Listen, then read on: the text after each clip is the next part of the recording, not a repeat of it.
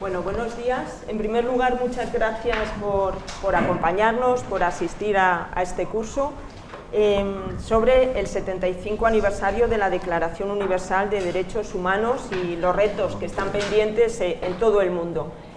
Yo, antes de empezar a presentaros el programa del curso, quiero agradecer y quiero también presentarnos a las personas que vamos a estar y estamos en la organización del curso.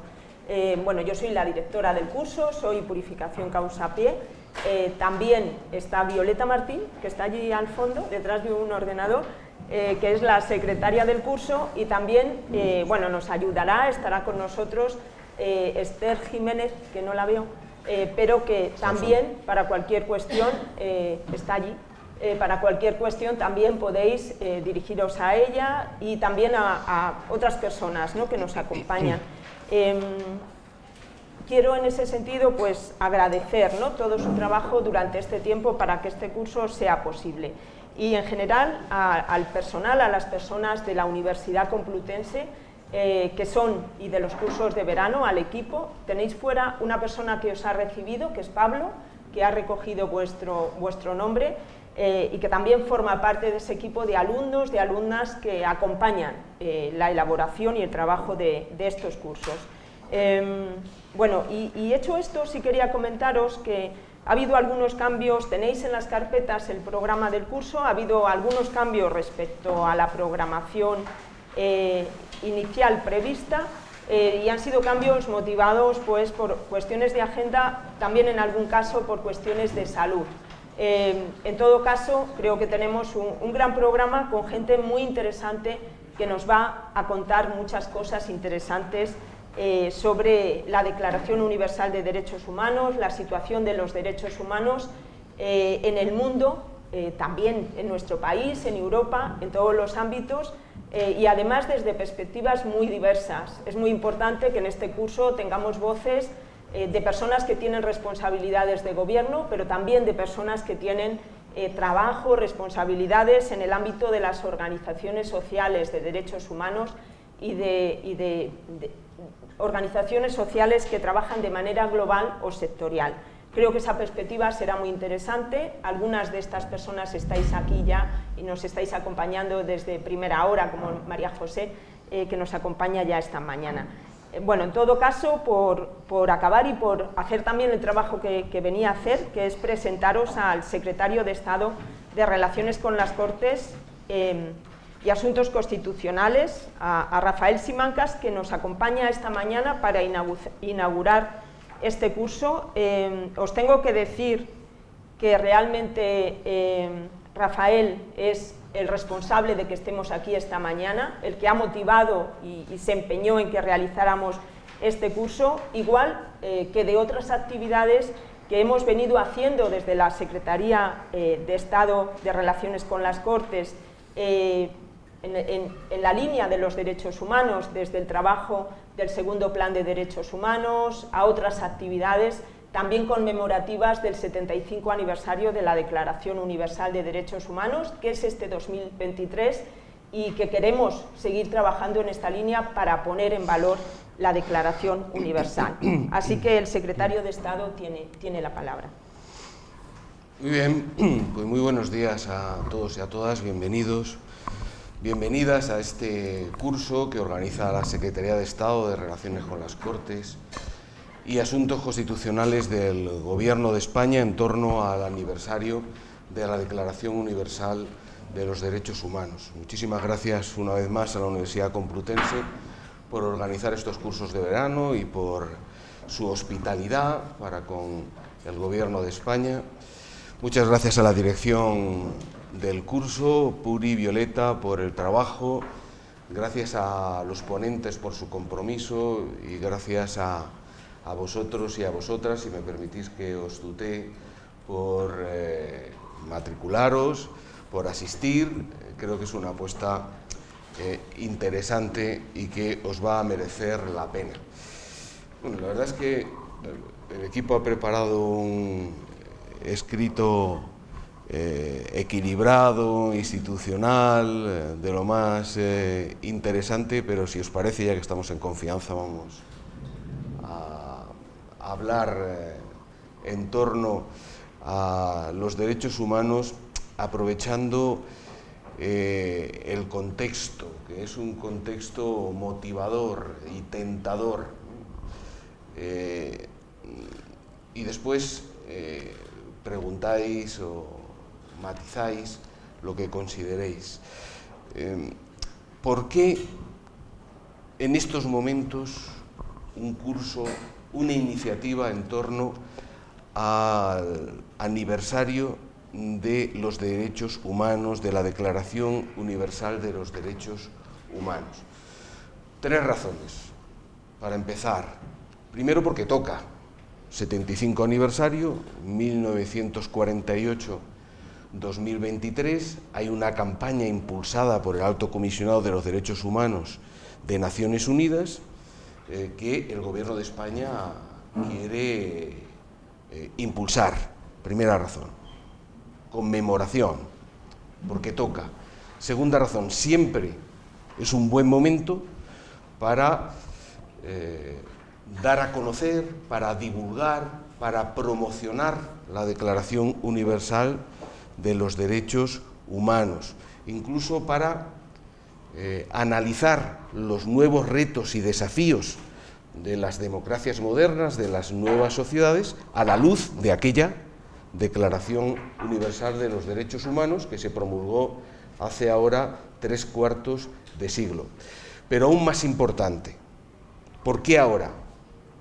Porque ahora, voy a ser muy taxativo, pero hablo con honestidad, la efectividad de los derechos humanos está en peligro.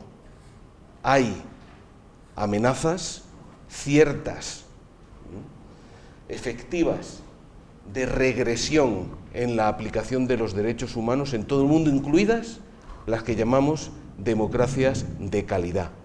Por lo tanto, este es un momento para la alerta y para la defensa efectiva de los derechos humanos en el mundo. Por eso hacemos también, desde el Gobierno de España, este curso y adoptamos las iniciativas que estamos adoptando en relación a la defensa de los derechos humanos en los últimos tiempos. Sobre lo más fundamental en torno a la declaración, seguro que sabéis. La Declaración Universal de los Derechos Humanos se promulga en el año 48, justo después de la finalización de la Segunda Guerra Mundial. Naciones Unidas, los embajadores deciden que hay que hacer algo para intentar evitar la repetición de las atrocidades que tuvieron lugar en aquella contienda. El esfuerzo fue relevante y muy transversal. Los líderes que redactaron y que promulgaron aquella Declaración Universal procedían de naciones diferentes, procedían de ideologías diferentes, de creencias diferentes, de religiones diferentes, de tradiciones diferentes. Por eso es tan importante esta declaración en aquel momento. Estamos, por tanto, probablemente ante uno de los documentos, ante uno de los acuerdos internacionales más trascendentes de la historia de la humanidad y, desde luego, el más importante resorte a la hora de impulsar lo que podríamos llamar el progreso civilizatorio. Por eso es tan importante hablar de la Declaración Universal de los Derechos Humanos, incluso 75 años después. Este documento está a la altura de otros también muy relevantes en la historia de la humanidad.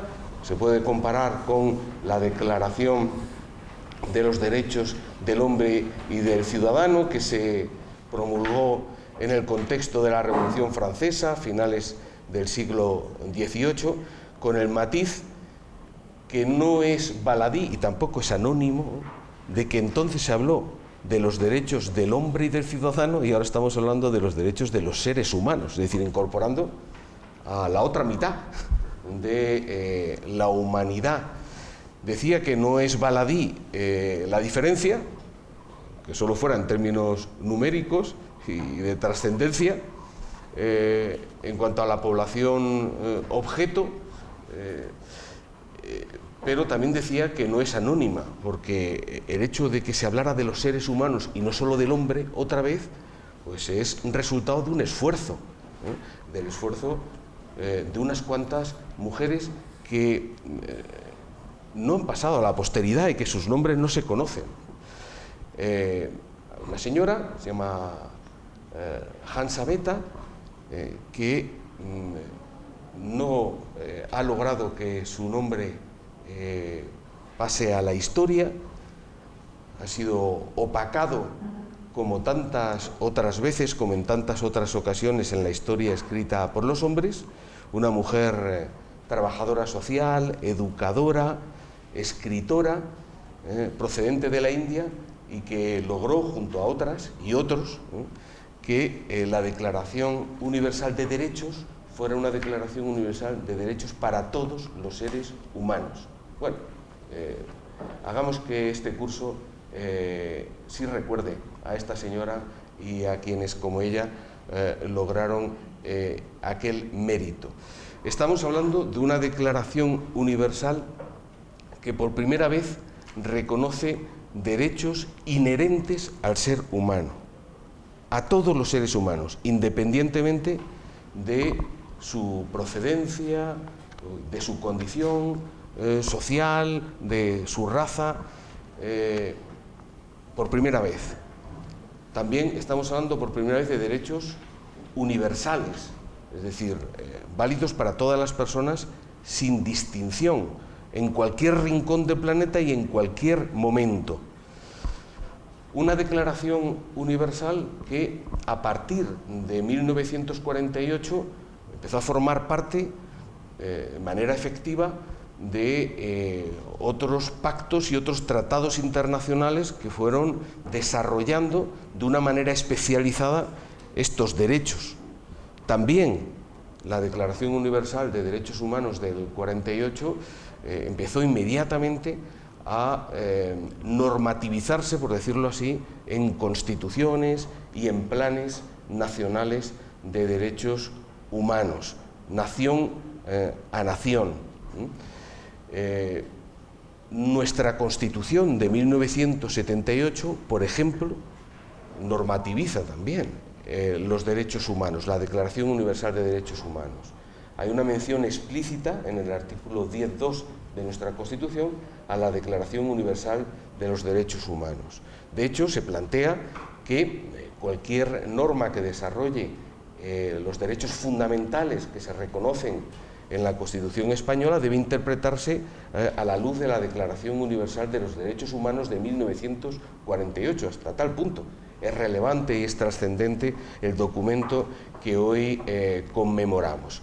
Nuestra Constitución es además una Constitución normativa. Estamos hablando de la mención de la Declaración Universal de los Derechos Humanos, no es una simple declaración programática. Estamos hablando de derechos que pueden ejercerse, que pueden exigirse incluso ante instancias judiciales.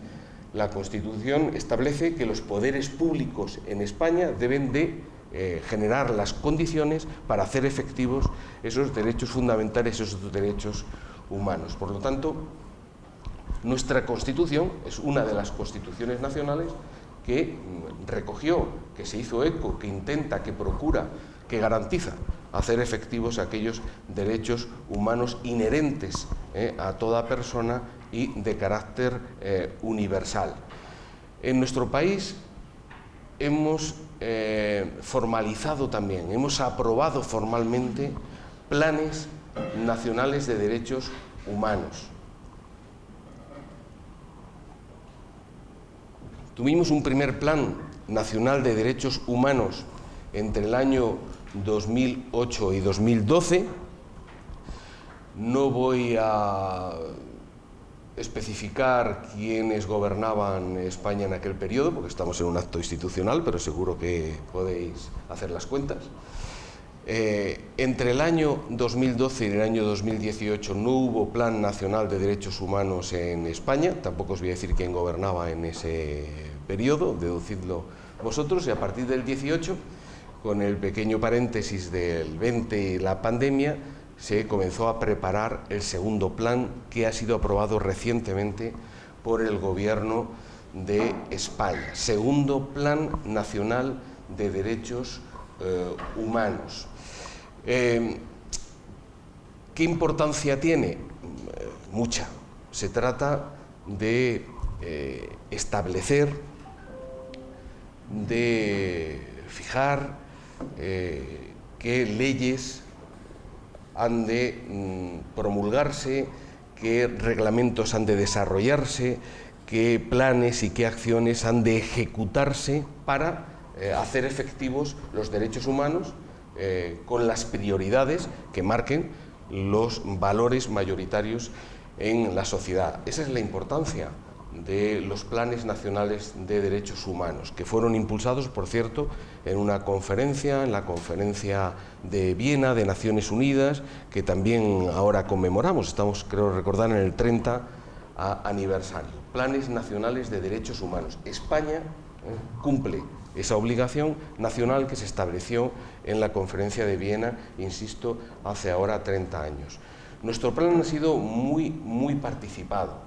Eso es uno de sus valores, una de sus características. Han participado hasta 16 departamentos ministeriales, 16 ministerios coproponentes del Plan Nacional de Derechos Humanos, ha participado varias comunidades autónomas, la Federación Española de Municipios y Provincias, varias universidades, institutos universitarios de derechos humanos, organizaciones, asociaciones especializadas, ciudadanos a título particular.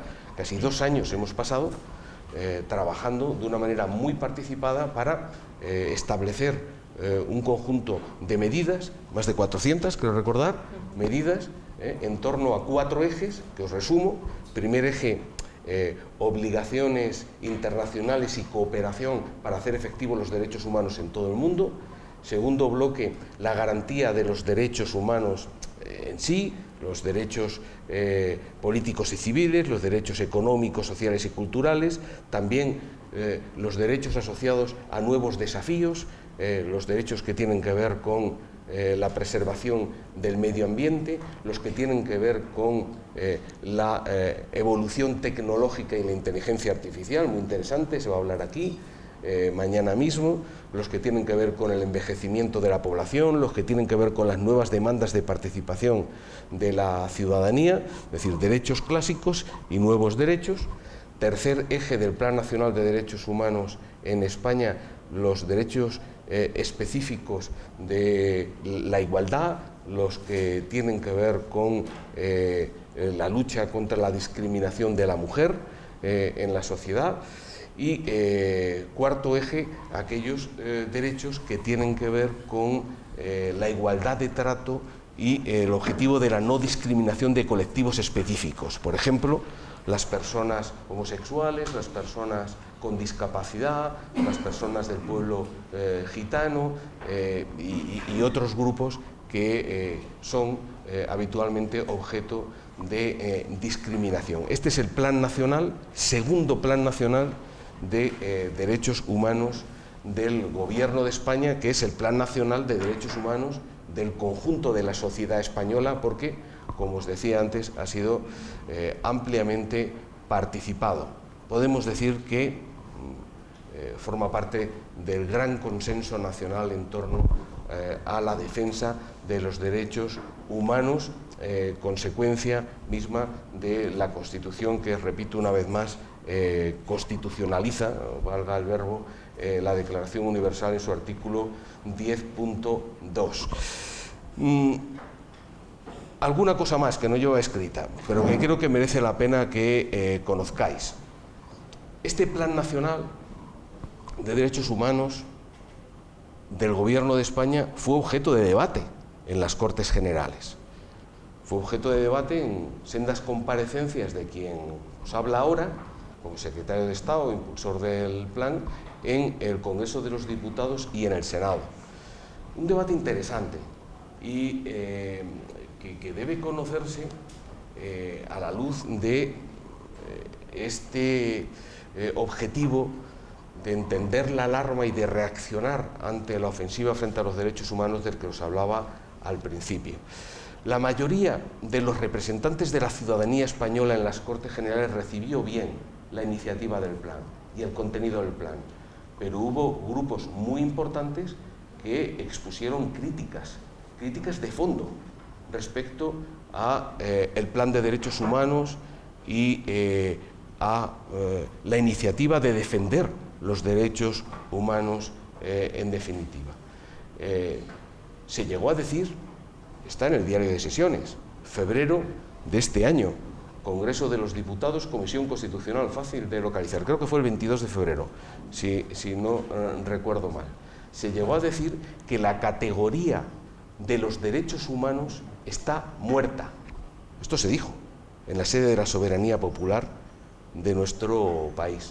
Se dijo que la categoría derechos humanos ha sido asesinada porque las fuerzas políticas progresistas están empeñadas en ampliar y ampliar y ampliar el número de derechos humanos. Hay demasiados derechos humanos, se nos llegó a decir en el Congreso de los Diputados por parte de algunos grupos, no de los minoritarios, de algunos de los más importantes.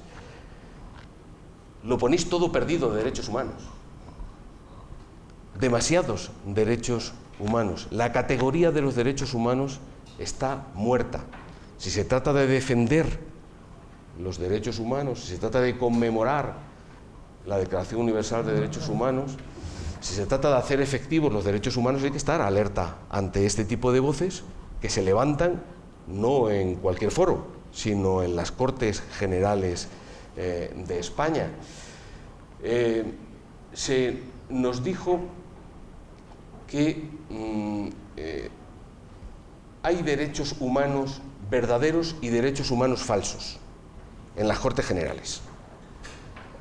Los derechos humanos verdaderos son los derechos humanos, según estos grupos, morales. Son los que se conectan directamente con la naturaleza humana, los derechos naturales.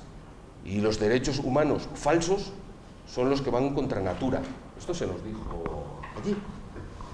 Cuando preguntamos, oye, ¿qué derechos humanos eliminarían ustedes, representantes de los ciudadanos y ciudadanas de España? No se nos contestó, pero podemos hacernos una idea por la continuación de sus argumentos. Se nos dijo, por ejemplo, que resulta una aberración reconocer el supuesto derecho de las mujeres sobre su propio cuerpo. En concreto, se nos habló del derecho reconocido en la legislación a la interrupción voluntaria del embarazo, que se calificó directamente como eugenesia postnatal, a la altura de los peores crímenes del nazismo, así se nos dijo literalmente. Cortes Generales, Congreso de los Diputados, año 2023. Quiero subrayar. Se nos dijo que buena parte de los derechos humanos que deben considerarse falsos parten de una supuesta e imaginaria discriminación de determinados colectivos sociales.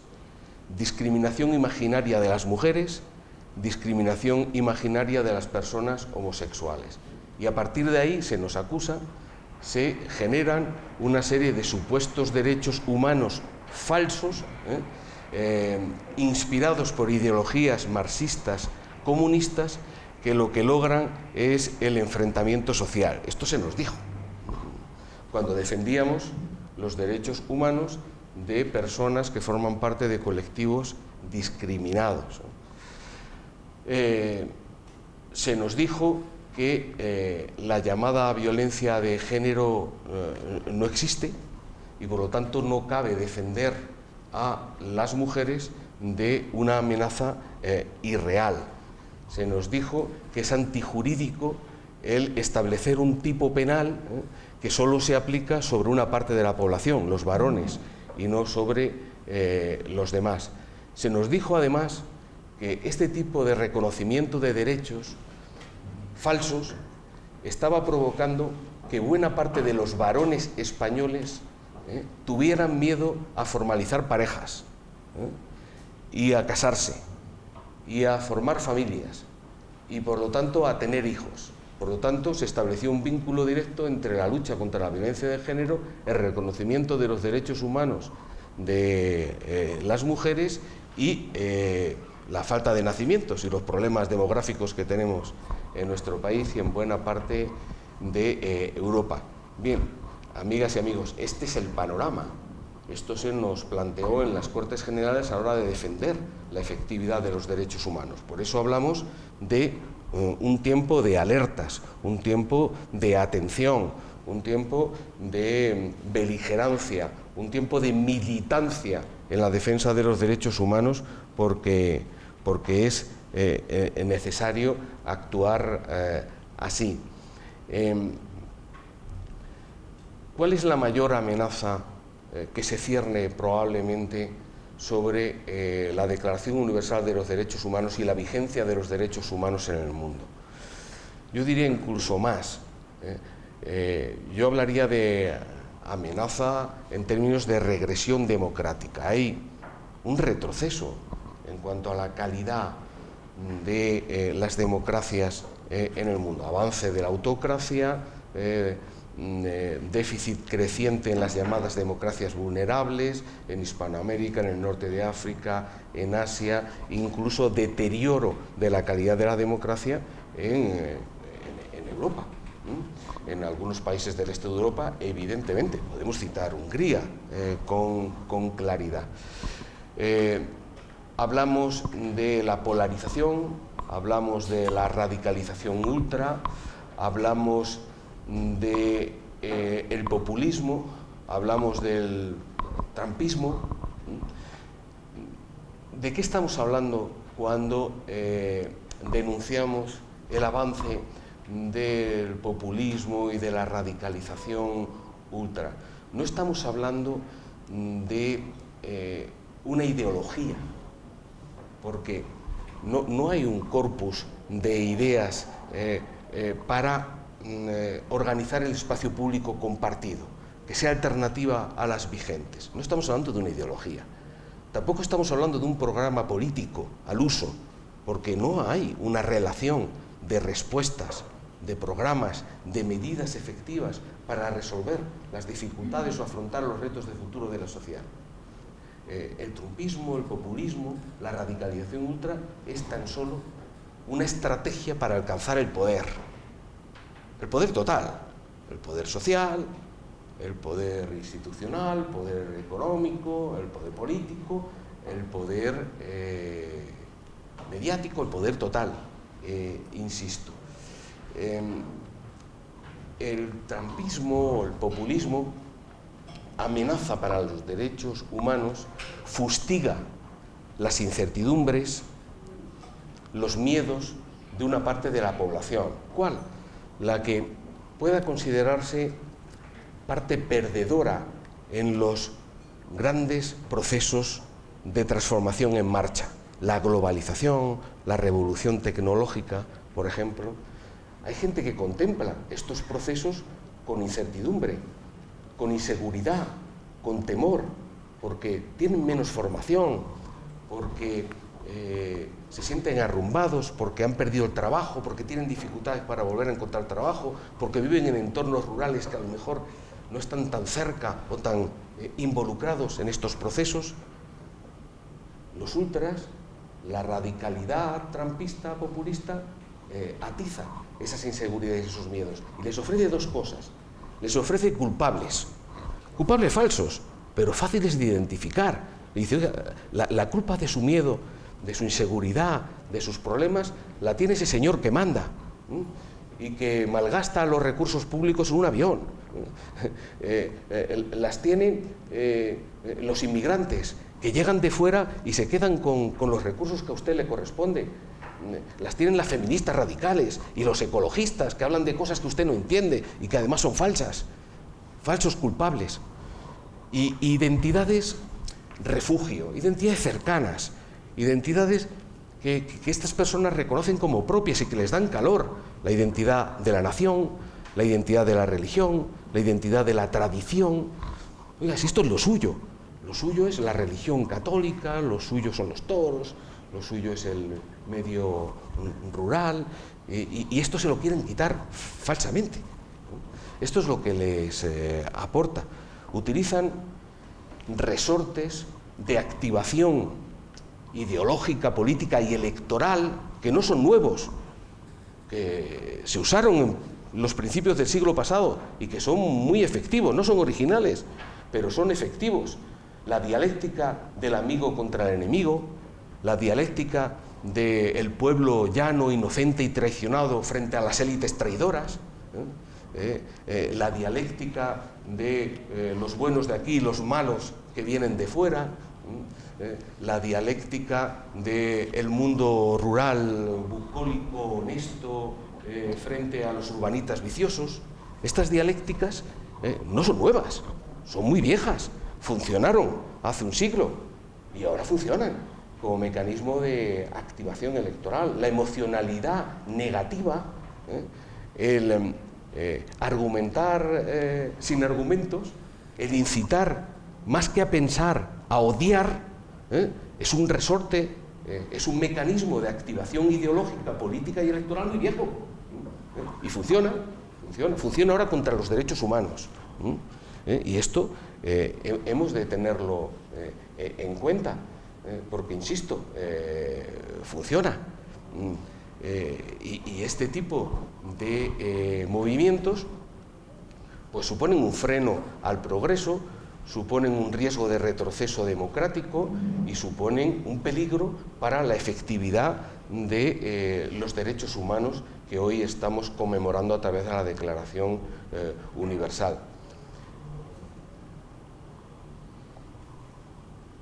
No se trata de un llamamiento dramático, un tanto irreal. Es que ya están aquí. A ver, es que cuando se niega la violencia de género, desde las instituciones, se está negando la posibilidad de activar recursos para proteger a las mujeres víctimas de violencia de género. Ahora, no en el futuro, no en un futuro hipotético. Cuando se niega el cambio climático, desde las instituciones se está negando la posibilidad de controlar las emisiones contaminantes que matan personas cada año. Cuando se niega la transversalidad en la autoría de los crímenes y se señala a un colectivo en concreto inmigrante, se está poniendo en riesgo la convivencia, falsamente.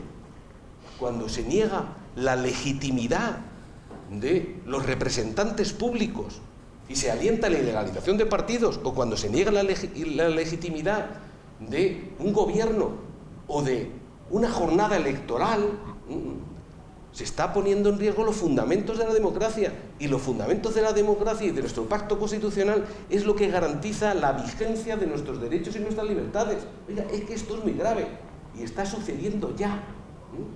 Por lo tanto, hoy conmemoramos el 75 aniversario de la Declaración Universal de los Derechos Humanos, y hoy también hacemos una llamada de atención, una alerta sobre los riesgos y sobre los peligros que tiene la vigencia de los derechos humanos, que es importantísima, que es fundamental, pero que no es invulnerable. Y hay retrocesos en el mundo, y puede haber retrocesos en lo que llamamos el primer mundo, la Europa, la cuna de los grandes derechos humanos. El peligro se acrecienta además cuando formaciones políticas más tradicionales, en el corazón de la democracia, asumen las estrategias trumpistas para atajar en procesos políticos y electorales. Asumen los objetivos, las ideas, los discursos, las estrategias para maximizar sus posibilidades en determinados procesos electorales. Esto supone un riesgo añadido. ¿Se puede reaccionar? Sí, hay tiempo. Se puede reaccionar estableciendo cordones sanitarios, cada vez hay menos. Incluso los que creíamos más firmes en Alemania y en Francia están ya resquebrajándose en buena medida. Se puede actuar frente a los caldos de cultivo en los que atizan y pescan los populistas, la globalización con perdedores y ganadores, por ejemplo, las desigualdades, desde luego, y se puede... A mí me gusta mucho un término que utiliza Antón Costa, el presidente del Consejo Económico y Social, que habla de la necesidad del nuevo contrato social. A partir de la Segunda Guerra Mundial se formalizó uno, entre la economía de mercado y el estado del bienestar.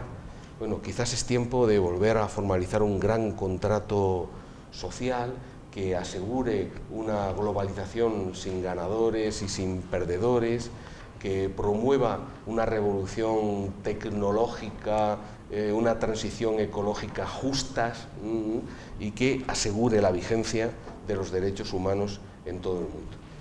Y termino en relación a un derecho humano, en concreto el que aparece, quiero recordar, en el artículo 21, que es el derecho al voto.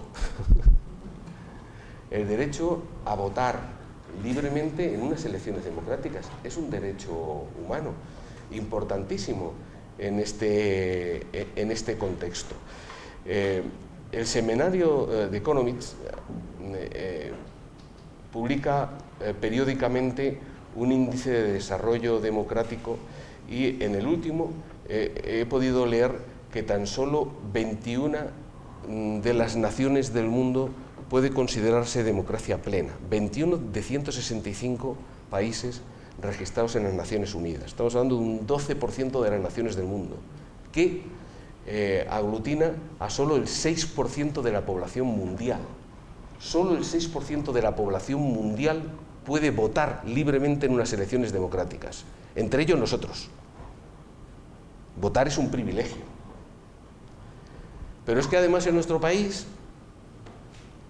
el derecho a votar, las elecciones democráticas, la Constitución del 78 no nos han venido dadas graciosamente por nadie. Se conquistaron después de mucho esfuerzo y de mucho sacrificio. Mucha gente dio libertad, exilio, vida para conquistar estas libertades. Votar, por lo tanto, en nuestro país, además de un privilegio, es un deber moral, a mi juicio. Y además, si tenemos en cuenta que vivimos en una comunidad política democrática, cuando organizamos el espacio público compartido, cuando hay que adoptar decisiones, hay que tener en cuenta los valores, la opinión, el interés de la mayoría y cómo se articula el interés, la voluntad de la mayoría en democracia, votando. Votando es una responsabilidad cívica también. Un privilegio, un deber moral, una responsabilidad cívica inapelable en este contexto que estamos describiendo de alertas, incluso para la vigencia de los derechos humanos. Pero ocurre algo que Antón Losada ha descrito de una manera, a mi juicio, bastante ilustrativa. Dice Antón Losada que hay una parte del electorado que siempre encuentra excusas para ir a votar. Y hay otra parte del electorado que siempre encuentra excusas para no ir a votar. Bueno, yo creo que cabe invitar a que vaya a votar todo el mundo, en función de sus valores. Las mayorías, y yo estoy convencido de que hay una gran mayoría a favor de la vigencia de los derechos humanos, a favor de hacer efectivos los derechos humanos, las mayorías solo se ejercen cuando van a votar. Si no van a votar, las mayorías no son nada, no se ejercen. Bueno, y termino como empecé. ¿Por qué conmemorar el 75 aniversario de la Declaración Universal de los Derechos Humanos? Porque toca, a invitación del Alto Comisionado de Naciones Unidas, el Gobierno de España acompaña ese propósito, porque siempre es un buen momento para promocionar los derechos humanos y porque, señoras y señores, estamos en situación, a mi juicio, de alerta. Hay que defender de manera beligerante los derechos humanos entre las amenazas ciertas que se vierten sobre él. Y ahora quedo a su disposición. Tenemos unos minutos por si quieren preguntar o hacer alguna acotación. Muchísimas gracias.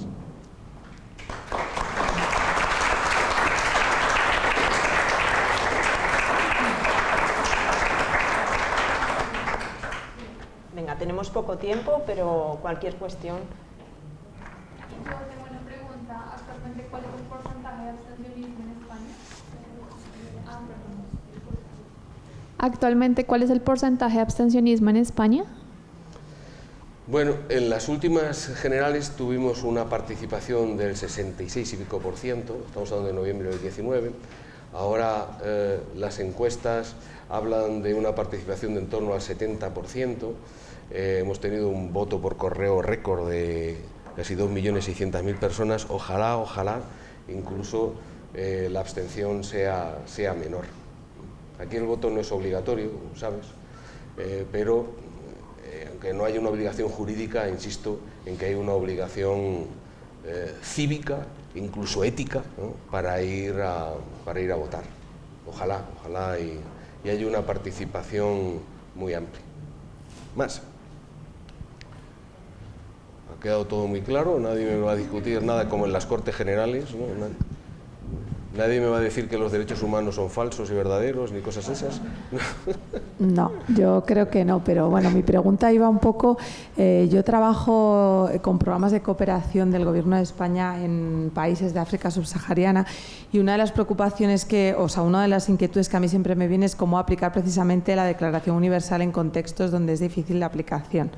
Es como un tema que a mí siempre ¿no? Porque somos conscientes de la limitación de los propios gobiernos o de las sociedades civiles de estos países. Pero hoy, al escucharle, me ha venido a la cabeza otra preocupación en la que quizás no sigo muy de cerca los temas de derechos humanos últimamente, pero ¿qué hacemos? Porque eso me preocupa a mí a nivel técnico, pero ¿qué hacemos si la declaración también parece no aplicable en contextos donde surgió la propia declaración y parece yo pensaba que era más fácil su aplicación? Es decir, si ya la politización de la propia Declaración de los Derechos Humanos no puede llevar, o sea, ¿qué enfoque técnico podemos tener hacia la declaración si ya en el contexto donde fue aprobada con cierto consenso hace 75 años, ahora puede no haber ese consenso? ¿No será posible entonces su aplicación?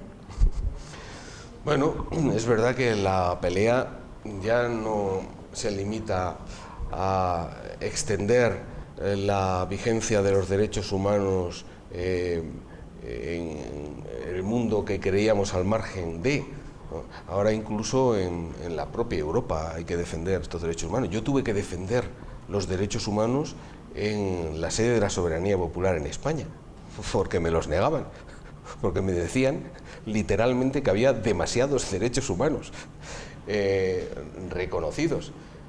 Porque me negaban, por ejemplo, que hubiera colectivos discriminados como las mujeres o las personas LGTBI. Claro, pues efectivamente, esa es una de las lecciones, es uno de los mensajes que yo hoy quería dejar aquí. La batalla, la defensa de los derechos humanos debe mantenerse en todo el mundo y debe de ser especialmente beligerante pues en lo que llamamos democracias de calidad, porque hay riesgos de retroceso. Yo no quisiera dejar en todo caso un mensaje negativo ni pesimista. Yo creo que las grandes mayorías son partidarias de mantener los derechos humanos. Este mismo año lo tenía en el magnífico escrito que me habían puesto, pero me lo he saltado. Este mismo año el Centro de Investigaciones Sociológicas ha hecho un estudio en torno a la opinión que tienen los españoles sobre los derechos humanos y la verdad es que la opinión en general es muy positiva. La gran mayoría de los españoles, en fin, tiene una opinión, insisto, positiva sobre los derechos humanos, sobre todos ellos e incluso son partidarios de su ampliación. Por ejemplo, pues casi el 74% de los españoles piensan que los derechos medioambientales tendrían que incluirse, el 74%. Casi el 73% creen que debía considerarse un derecho humano la sanidad gratuita, ¿no? Casi el 45% apuesta también por un derecho humano a la salud mental.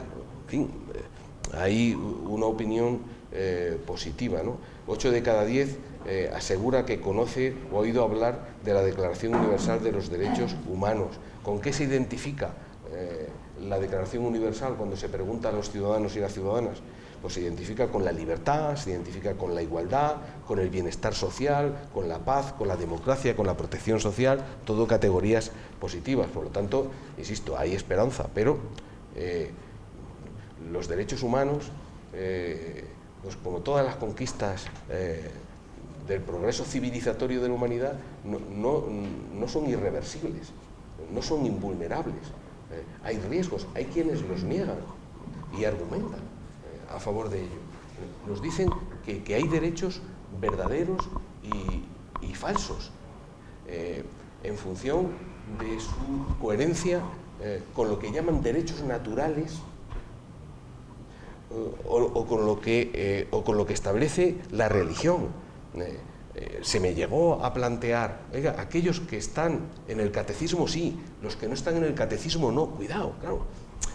Estas son nuevas percepciones, nuevas interpretaciones de los derechos humanos ante las que hay que estar prevenidos, alertas, también en las democracias consolidadas. Esto nos quita legitimidad, fuerza o capacidad para seguir defendiendo los derechos humanos en todo el mundo. Yo creo que no. Nos quita algo de fuerza argumental, porque alguien nos puede decir en determinado país, pero si ni siquiera allí en Europa respetan los derechos humanos o creen absolutamente en ellos, pues puede ser. Pero bueno, pues esta es la circunstancia de la diversidad social. Y bueno, pues aquí estamos, ¿no? Para conmemorar y para defender de una manera beligerante los derechos humanos. Venga, un par de palabras más porque viene ya la secretaria de Estado de Relaciones con la Corte. Venga. Nada, es una pregunta, yo creo que ya la has dejado bien clara. Es muy complicado el que se modifiquen los derechos humanos porque depende de Naciones Unidas. Y entonces, si llevamos 75 años con ellos, con todos los avatares que están pasando, tendría que ser todo el mundo, o sea, todo global, el que fueran unos extremistas bestiales. Entonces eso vamos a pensar que faltan otros cientos de años para que todo vuelva a eso, ¿no? Porque si no es un pesimismo, como decías, muy grande. Es muy complicado modificar. Otra cosa es que no lo cumplan y que lo incumplan, pero es que sí llevamos 75 años ya, ¿no? Sí, hombre, no, yo creo que no hay riesgo que se derogue la Declaración Universal de Derechos Humanos en una asamblea de Naciones Unidas. Lo que hay riesgo es de que no se aplique, de que no se hagan efectivos o de que se hagan efectivos con una interpretación pues como la de estos señores que me decían a mí que hay derechos verdaderos y derechos falsos y de que no tiene sentido establecer una serie de derechos humanos para asegurar la igualdad de la mujer porque las mujeres ya son iguales y no están discriminadas, y que no hay ningún sentido para proteger a las personas homosexuales porque no están discriminadas. Además, se me llegó a decir, es que todas esas políticas que practican las fuerzas progresistas de discriminación positiva van contra la meritocracia y la meritocracia es uno de los pilares de la civilización. Bueno, si se niega hasta la discriminación positiva en relación a problemas de derechos humanos, eso quiere decir que tenemos un problema de concienciación de una parte importante de la sociedad, porque, insisto, yo no estaba en un curso, estaba compareciendo ante la Comisión Constitucional del Congreso de los Diputados, y allí me estaban hablando personas que habían sido votadas por millones de españoles, por millones, millones. Y esta es la argumentación que plantean esas personas. Yo soy partidario de estudiar esto y de contestar en la medida de lo posible. Y por eso hoy, además de conmemorar, pues yo hago un llamamiento a seamos beligerantes a la hora de defender los derechos humanos. ¿Había una última palabra por ahí, me parece? ¿O dos? Venga, por aquí primero. Venga. 2 minutos lo que... Más correlacionada con el segundo plan, ya que está aprobado ahora, ¿cuáles son los siguientes pasos que haría el Gobierno? Muy bien, pues es una gran pregunta. Hay un pequeño trámite, no sé si has oído hablar de él, este domingo, con unas elecciones generales de las que dependerá en buena medida qué es lo que se vaya a hacer durante los próximos 4 años. ¿Qué es lo que hemos trabajado nosotros, Puri y yo, que hemos estado al frente de esto con Violeta y otra mucha gente, algunos de los que estáis aquí, por cierto? Claro, no se trata solo de escribir un papel con 400 medidas y dejarlo ahí. Ahora hay que hacerle un seguimiento. Por eso hemos planteado un comité de dirección, una comisión interministerial que se aseguren de que esos objetivos, tanto en las leyes que hay que promulgar, como en los reglamentos que hay que desarrollar, como en los planes, las estrategias, las medidas que hay que adoptar, pues se vayan haciendo. Vamos a ir haciendo una evaluación periódica, pues prácticamente al día, para asegurarnos de que esos objetivos, que son objetivos consensuados de una manera muy amplia en la sociedad, pues se hacen efectivos. Pero no sé yo, antes estamos en el contexto en el que estamos, en la universidad de España, y no estoy en un contexto electoral, pero tú piensas, del 8 al 12 había plan de derechos humanos, del 12 al 18 no hubo nada, del 18 al 23 hemos vuelto a hacer uno. Pues bueno, pues todo dependerá del grado de implicación de quienes estén al frente del gobierno y de estas responsabilidades entonces, y eso, bueno, está en manos de la ciudadanía el próximo domingo. Yo espero que este plan pues no se quede en un papel y se haga efectivo, y que podamos hacerle el seguimiento oportuno. Un seguimiento en el que tienen que estar implicadas las instituciones y las organizaciones. Por cierto, claro, no puede ser solo el gobierno. Pero no sé yo, pero ¿cómo? Tiene que haber una implicación ahí de institutos universitarios, de organizaciones y asociaciones especializadas en derechos humanos, que nos vayan advirtiendo, oye, estáis adelantando aquí, pero os queda esto, en esto otro tenéis un vacío. No lo sé, yo, por ser autocrítico, estamos en un contexto universitario, nos dejamos por derogar o modificar la ley Mordaza. No lo hemos conseguido, hemos hecho muchas cosas en estos años, 214 leyes, yo las tengo tatuadas todas en el cuerpo, porque era el secretario de Estado de Relaciones con las Cortes, pero esa no, pues es una de las cosas que tenemos que afrontar.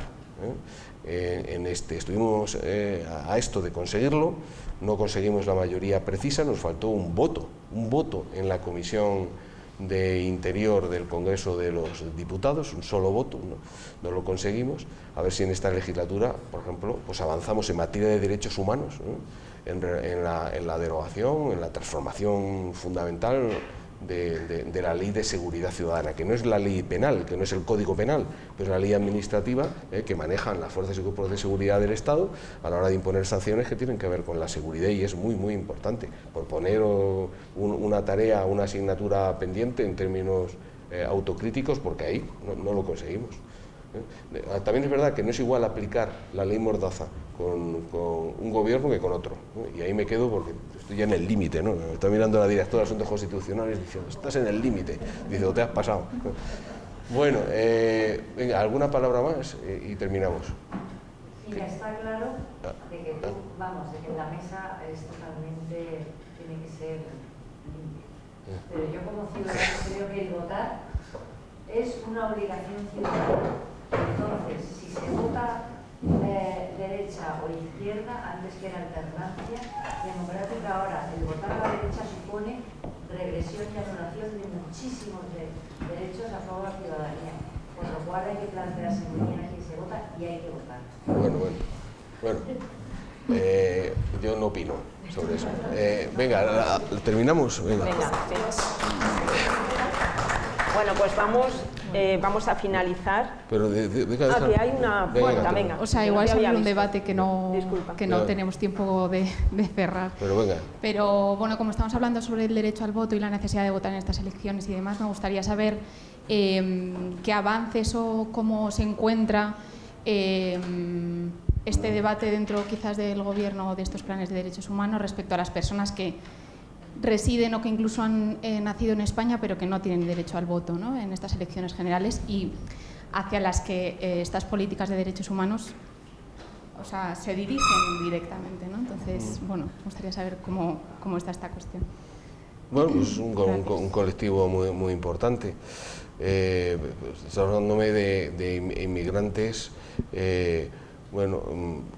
sin documentar y documentados, porque sin derecho a voto puede estar perfectamente documentado sin no tener derecho al voto porque no haya reciprocidad. Pero efectivamente este es uno de los ámbitos en los que más esfuerzo hay que hacer. Creo que se ha hecho mucho, pero queda camino por recorrer. Pues probablemente ese sea uno de los objetos de debate durante durante los próximos 3 días, ¿no?